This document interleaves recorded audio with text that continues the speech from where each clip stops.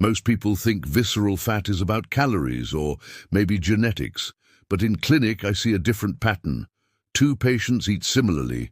One carries fat around the waist, deep inside the abdomen. The other doesn't. The difference is not willpower, it's chemistry. Specifically, it's how their body handles cortisol. Cortisol is your primary stress hormone. It helps you wake up, respond to danger, and regulate energy. But when cortisol stays elevated or chaotic, it quietly redirects fat storage toward the organs. That's visceral fat. The kind you can't pinch easily, but that drives risk for diabetes, heart disease, and fatty liver. Here's the uncomfortable truth. You can be doing everything right and still be pushing visceral fat higher because your cortisol rhythm is off. Today, I'm going to show you how to lower that signal without extreme diets, without punishing workouts, and without guesswork. If you want more step-by-step evidence-based guides like this, subscribe so you don't miss the next one. Let's reset the question clearly. How do you actually force your body to reduce visceral fat without triggering more cortisol? Not suppress it completely, not hack it, but regulate it so your metabolism shifts away from central fat storage. To do that, we need a simple model. Because random tips won't fix a system problem, think of visceral fat as the output of 4 levers working together. First, rhythm. Your circadian rhythm is your internal clock, when cortisol rises and falls across the day. Second, fuel signaling. How your body interprets energy availability from food. Third, recovery load.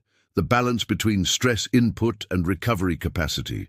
Fourth, insulin interface. How insulin, the hormone that manages blood sugar, interacts with cortisol.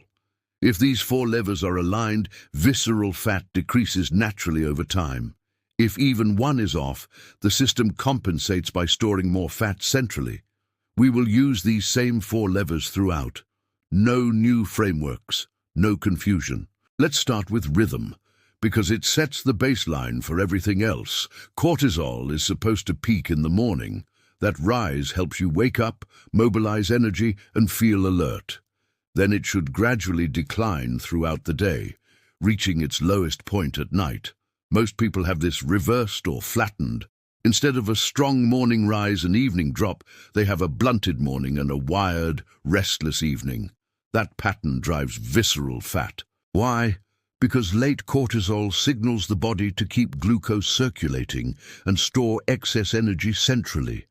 It's a survival pattern, not a fat loss pattern.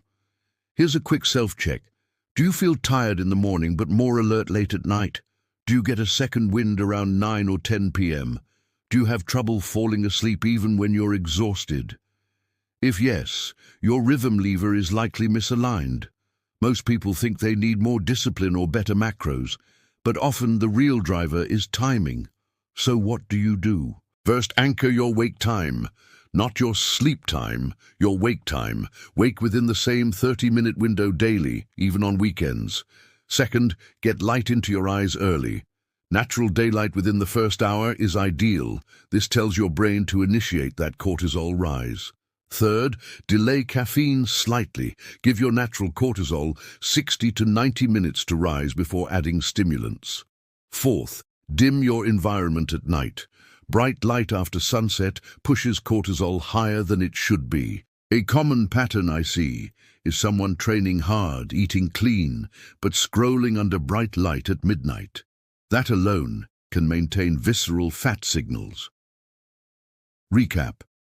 Align your daily rhythm so cortisol rises early and falls at night, reducing central fat storage signals. Now we move to the second lever, fuel signaling. Your body is constantly interpreting whether energy is abundant or scarce. It does not read your intentions. It reads patterns. When fuel signals say scarcity, cortisol rises to compensate. That rise helps release stored energy, but it also increases the tendency to store fat centrally over time. This is where many well-meaning fat loss strategies backfire. Most people think eating less always means losing more fat, but if the deficit is too aggressive or poorly timed, the body increases cortisol to protect itself. That's when visceral fat becomes more likely, not less. Here's the first myth correction. Most people think fasting longer automatically burns more fat, but in a dysregulated system, long fasting windows can increase cortisol and stall visceral fat loss.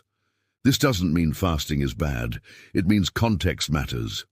So how do you fix fuel signaling? First, stabilize your first meal. Within 1 to 2 hours of waking, include protein and some carbohydrates. This tells your body energy is available, no need to spike cortisol further. Second, avoid large swings between restriction and overeating. That pattern confuses the system and amplifies stress signals. Third, place most of your carbohydrates earlier in the day or around activity. This aligns with natural cortisol decline and supports insulin balance, which we'll cover soon. Fourth, don't undereat protein. Protein provides satiety and helps maintain lean tissue, reducing the need for cortisol-driven breakdown. Here's a quick self-check. Do you skip meals during the day, then feel intense hunger at night? Do you rely on caffeine to push through low energy? Do you feel shaky, irritable, or mentally foggy between meals? Those are signs your fuel signaling is unstable. A pattern I often see is someone eating very little until afternoon, then consuming most calories late at night. That keeps cortisol elevated and pushes storage toward the abdomen.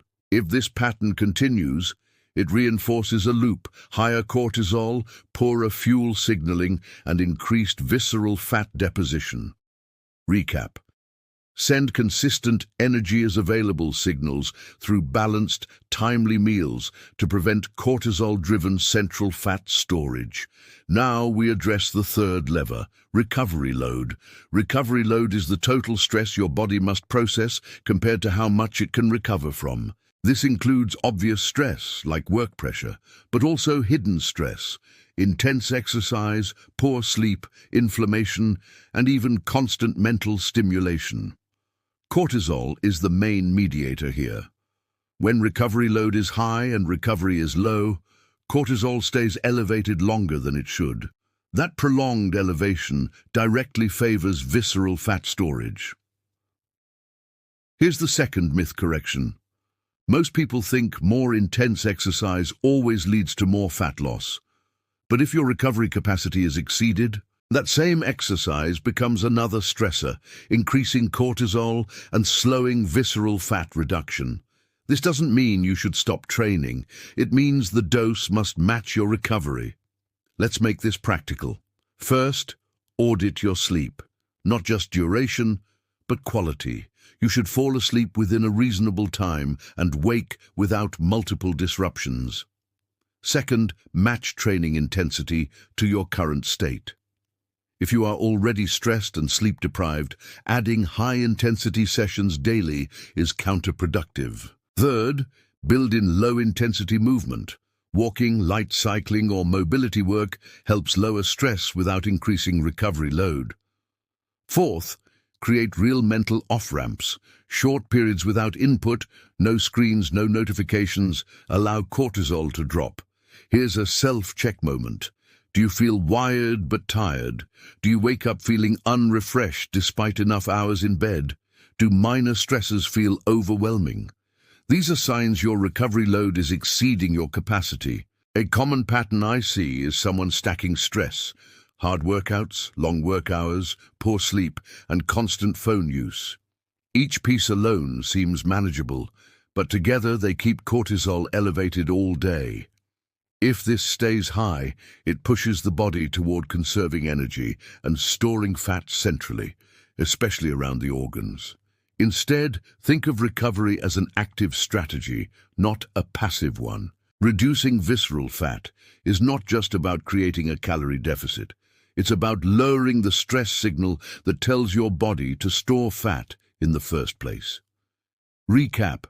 Lower total stress load and improve recovery capacity to prevent chronic cortisol elevation and visceral fat storage.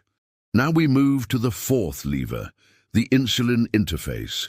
Insulin is the hormone that helps move glucose, blood sugar, into your cells for energy or storage. Cortisol does almost the opposite. It raises blood sugar to make sure you have fuel available during stress. When these two signals are balanced, metabolism runs smoothly. When they conflict, visceral fat becomes more likely. Here's the key idea. If cortisol is high and frequent, insulin has to work harder to keep blood sugar stable. Over time, cells become less responsive to insulin. This is called insulin resistance, when your body needs more insulin to do the same job. And insulin resistance strongly favors visceral fat storage. This is not abstract. It shows up in daily patterns. Here's a self-check. Do you feel sleepy or sluggish after meals? Do you crave sugar or quick carbs, especially in the afternoon? Do you notice fat accumulating around your waist despite stable weight elsewhere? These are common signs of insulin imbalance interacting with cortisol. Now here's what most people get wrong. They try to eliminate carbohydrates completely, but extreme restriction can increase cortisol, especially if combined with stress and poor sleep. So instead of removing carbohydrates entirely, we manage how and when they enter the system. First, pair carbohydrates with protein and fiber. This slows absorption and reduces sharp blood sugar spikes. Second, avoid constant snacking. Every snack triggers insulin. Frequent spikes, especially under stress, worsen the interface. Third, use movement strategically. Even a 10-minute walk after meals improves how your body handles glucose. Fourth, time your largest meals earlier in the day when cortisol is naturally declining and insulin sensitivity is higher. A pattern I often see is late-night eating under stress. Cortisol is high, insulin is impaired, and calories are more likely to be stored centrally. If this pattern continues, it reinforces both insulin resistance and visceral fat accumulation. Think of this lever as coordination. Cortisol and insulin are not enemies, but they must be in sync. When they are not, the body defaults to protection mode, storing fat around vital organs. Recap: balance cortisol and insulin through meal timing, composition and movement to reduce visceral fat signals. Now we need to connect everything, because these levers don't act alone. They form a loop. When rhythm is off, cortisol rises at the wrong times. That disrupts fuel signaling. You feel tired, skip meals, then overeat later. That pattern increases recovery load because your body is under constant stress without relief. At the same time, the insulin interface becomes impaired. Blood sugar swings increase, and fat storage shifts toward the abdomen. Then the loop feeds itself. Higher visceral fat produces inflammatory signals, low-grade internal stress, which further disrupts cortisol rhythm. This is why people feel stuck. They fix one area briefly, but the system pulls them back. So instead of chasing isolated habits, you stabilize the loop. Here's how to apply this in a simple daily sequence. Morning, wake at a consistent time, get light exposure, delay caffeine slightly, and eat a balanced first meal. Midday, maintain stable meals, include movement, and avoid long periods of underfueling. Afternoon, manage energy dips with food and light movement, not just stimulants. Evening, reduce stimulation, dim lights, and avoid large late meals. Night, prioritize sleep timing and quality to reset the next day's rhythm. Notice how each action touches more than one lever. Light exposure affects rhythm and recovery load. Meal timing affects fuel signaling and the insulin interface. Sleep quality affects all four. This is where most people underestimate the system. They look for a single fix, but visceral fat is the result of coordinated signals. If even one lever is consistently misaligned, the loop continues. Here's a consequence line to make this clear. If this loop stays active, it pushes the body toward persistent central fat storage, even without excess calories. So the goal is not perfection, it's consistency across the loop. Recap: align all four levers together daily to break the self-reinforcing cycle driving visceral fat storage. Now let's expose what I call the quiet triggers. These are small, repeated inputs that keep cortisol elevated without obvious stress. They are easy to ignore, but they matter. First, constant digital stimulation, frequent notifications, rapid scrolling and multitasking keep your brain in a semi-alert state. That state subtly raises cortisol across the day. Second, poor sleep timing, not just poor sleep. Even if you sleep enough hours, going to bed very late shifts your cortisol rhythm forward, keeping levels higher into the night. Third, excessive caffeine, especially after midday. Caffeine blocks adenosine, a chemical that makes you feel sleepy. When you override that signal too often, cortisol fills the gap. Fourth, dehydration. Even mild dehydration increases physiological stress and can elevate cortisol. These are not dramatic factors, that's why they are dangerous. They accumulate quietly. Here's a self-check moment. Do you check your phone immediately upon waking? Do you consume caffeine to stay functional rather than focused? Do you feel mentally on even when you try to relax? If yes, these quiet triggers are likely active. A common pattern I see is someone managing major habits well, diet, exercise, but ignoring these smaller inputs. The result is persistent, low-level cortisol elevation that keeps visceral fat signals alive. Here's an analogy. Think of cortisol like water filling a sink. Big stressors are the faucet. Quiet triggers are the small leaks. Even if the faucet is controlled, the leaks can still overflow the system. If these triggers stay unaddressed, they maintain the internal environment that favors visceral fat accumulation. So what do? Create small boundaries. Delay phone use in the morning by even 15 minutes. Set a caffeine cutoff, ideally early afternoon. Build short, quiet breaks during the day with no input. Drink water consistently, not just when thirsty. These are simple, but they directly lower baseline stress. Identify and reduce small daily stressors that quietly keep cortisol elevated and sustain visceral fat signals. Let's bring this together with a pattern I see often. Someone comes in frustrated. They're eating clean, training regularly, tracking steps, yet their waistline is not changing or it's slowly increasing. They assume they need to work harder. But when we map the four levers, a different picture appears. Their rhythm is delayed. They sleep late, wake inconsistently, and rely on caffeine early. Their fuel signaling is erratic. They skip breakfast, eat lightly during the day, then consume most calories at night. Their recovery load is high. Work stress, intense workouts, and constant screen exposure leave little true recovery.